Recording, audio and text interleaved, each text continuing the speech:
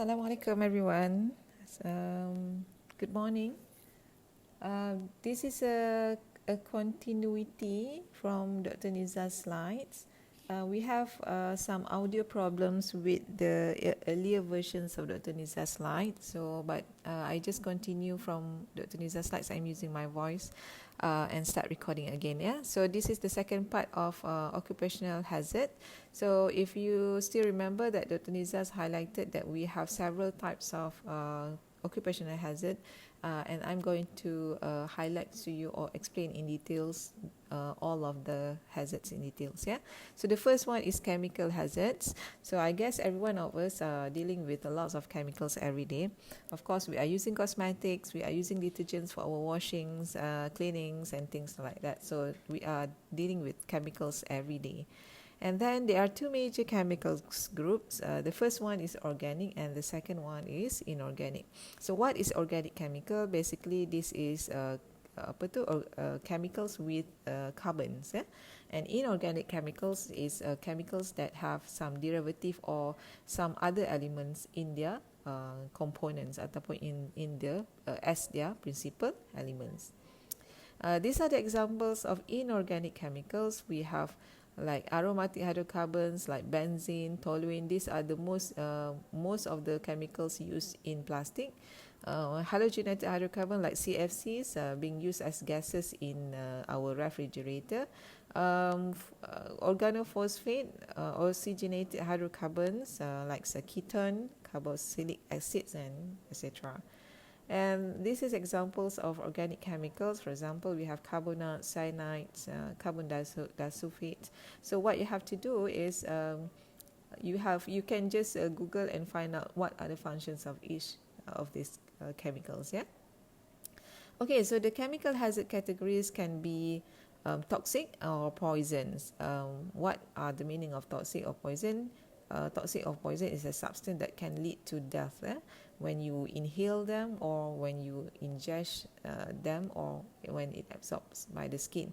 Another hazard is corrosive. Chemicals basically can cause corrosive.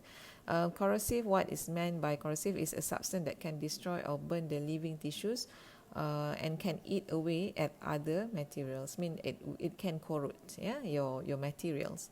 And the third one is irritant, a substance that can cause inflammations when you have contact with it. For example, your fingers touch the acid, for example, or perhaps any other chemicals that have these irritants characteristics, so it will cause some inflammations on your skin. And the fourth one is environmental, which is some substance that can be harmful to the environment. And the toxic effects, the classifications of toxic effect can be local toxicity or systemic toxicity. So when we say about local toxicity, it means that it occurs at the sites of the chemical contact. For example, if you touch the chemicals with your hand, then your hand will burn. So that we call as a contact ataupun a local toxicity. If for example, the chemicals, the fume of the chemicals you inhale, and it affects your respiratory system, and then it becomes a systemic toxicity, which is it occurs distant from point of contact, may involve many organ systems from the respiratory system, and then it will goes to your perhaps lung, your liver and things, your kidney and things like that. So from the local toxicity, it may affect more and more of your systemic systems of your body. And of the effects, we can call two types, which is the acute toxicity and chronic toxicity. So the acute toxicity means that it occurs at immediate or it's a very short exposure. For example, within like a few seconds, you exposed to the chemicals. It causes you coughing, nausea, vomiting, and that is what we call as acute toxicity. When it comes to chronic toxicity, it's more like a cumulative effects. You have to expose to the chemicals like for several years. It can cause more serious disease. For example, it can cause cancer, or it can harm your liver for a very long time and things like that. Yeah. Okay, these are the examples of chemicals and its effects. You can just go through. For example, we have hepatitis. Hepatitis, it's caused by the ethanol. Kidney failure, it's caused by the cyanide. Actually, kidney failure is caused a lot by lots of other chemicals as well, but this is one of the example. Anemia is caused by lead and so on and so forth. The chemicals, how these chemicals can react into our body ataupun can enter our body is through three types of routes. The first one in inhalations, when you have inhaled you breath the fumes, for example. And then ingestions, basically ingestions for the chemicals when normally happen when you accidentally ingest them. For example, you put the chemicals in the bottles of water mineral. You are not aware that that is a chemical, then you just consume that, you drink it, and then it causes hazards to you through ingestions. And another thing is from the skin contact. When you touch the chemicals without personal protective equipment, without glove, for example, then it can get contact into your skin. Yeah. This is the detoxification or biotransformations pathways of the chemicals. Yeah, the chemicals is soluble fat soluble toxins. Yeah, it's soluble in the fat tissues, and then from the phase 1 you can see it has a few process, like for example oxidation, reduction, hydrolysis, and then it transforms into phase 2, and then after that it will go to the waste. This is more to water soluble base, and it will eliminate it via your urine, your bile, or your stools. Routes of excretion, we have gastrointestinal, iaitu through our feces, from our najis, and then the second one is by renal or urine. The third one is by exhalations from respiratory, and the last one is from the sweat, the skin, through the skin, which is from the sweat, the hair and the nails. The hair and the nails means that the chemicals are accumulated in your hair and as well as nails. That's why for some research, health research, it takes samples of your hair to determine the concentrations of certain chemicals that has been exposed to you for a very specific times. Yeah. So this basically the chemicals that accumulate in your hair can be remain in your hair maybe for 6 to 8 months, similar to the fingers. But for urine, it excretes more rapidly. For example, it takes like maybe the half-life is take like maybe 1 or 2 days, or maybe less than that. Yeah, so something like that. So these are the disease and also chemical agents and the effects of it. So you can just read through. It gives you a few examples. For example, the blood disease is anemia is caused by the lead. Who have this lead is basically the battery manufacturer, lead smelting. Yeah. And number 4 is skin disease, skin cancer caused by arsenic and tar. Who has this is, for example, we have petroleum refinery. So those who are workers who work under petroleum refinery may have this exposure and may have this potential to create or to cause skin cancer. Okay, done with chemical hazard. So I hope that you still can remember what are the chemicals hazard. And then now we go to the physical hazard. Physical hazard is can be divided into 5. The first one is noise. The second one is illuminations, means the lighting, vibrations, radiations, and also extreme temperature. Okay, so for noise, we have 2 types of noise-induced hearing loss. The first one is temporary threshold shift, means that the temporary loss of hearing. It happens, or it can be recovery within 16 to 48 hours. Means that if you're exposed to certain very loud noise, you may temporarily lose your hearing. You may not hear for like maybe 16 to 48 hours, and after that you will recover.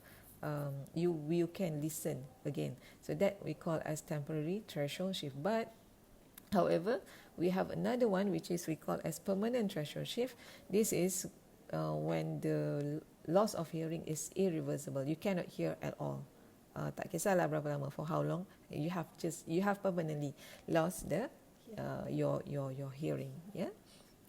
And other harmful effects of noise, it can be if you exposed to a very loud noise, you can feel not comfortable. You can cause hypertension, the blood pressure increase, hyperacidity, acidity. You will have these palpitations, disturbed relaxations, and sleep mode. You are not really sleeps in a very comfortable way. You don't even get enough sleeps and things like that. And when you have this kind of problem, it will lead to another problem. For example, if you not sleep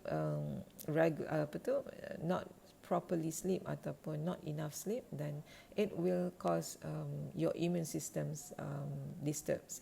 When your immune system disturbs, then you will get prone to get a disease. So it will lead to another problems of health.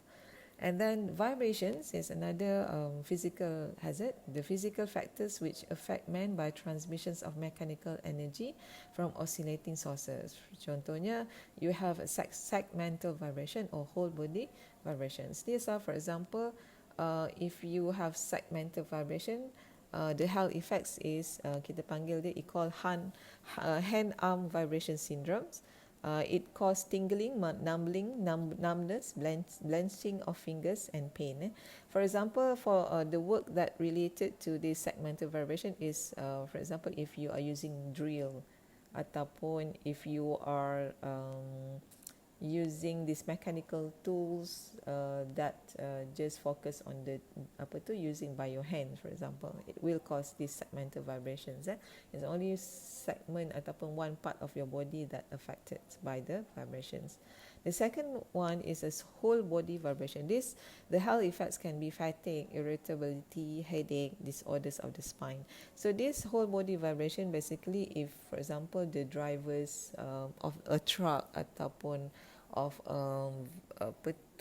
heavy lifting vehicles, for example, basically it has a very huge ataupun very large very big amount of vibrations lah. Contohnya macam if you drive a truck that is not really proper maintained, so the trucks like maybe 20 years dia dah bergegar dah semua vibrations, it has vibrates all the time, so then that can cause you problems of the whole of your body. And another physical hazard is extreme temperature. Of course, this extreme temperature or heat can cause uncomfortable. The natural conditions can be the sources of it. For example, if you are contractor workers, you are working in the construction sites, so you are exposed to a very hot day. For example, nowadays during lunchtime it's about 42 degrees, for example. So it can cause heat stress. It can cause heat stroke, for example. And then besides that, if you are working in the manufacturing operations that has dealing with hot work process, for example, you have this furnace, boilers and smelting, so this also can cause extreme temperature exposure to you, and it also can cause serious health effects from the heat stress. So these are the examples of heat stress effects. You have the heat cramps, heat exhaustions, and also heat strokes. And then another, that is the extreme temperature. What happened to the cold temperature? Cold temperature also can cause you a problem. For example, we have a frostbite. Frostbite is a reddening of the skin, localized burning pain and numbness. So I've been experiencing this frostbite. This is because I'm not using proper attire when I was in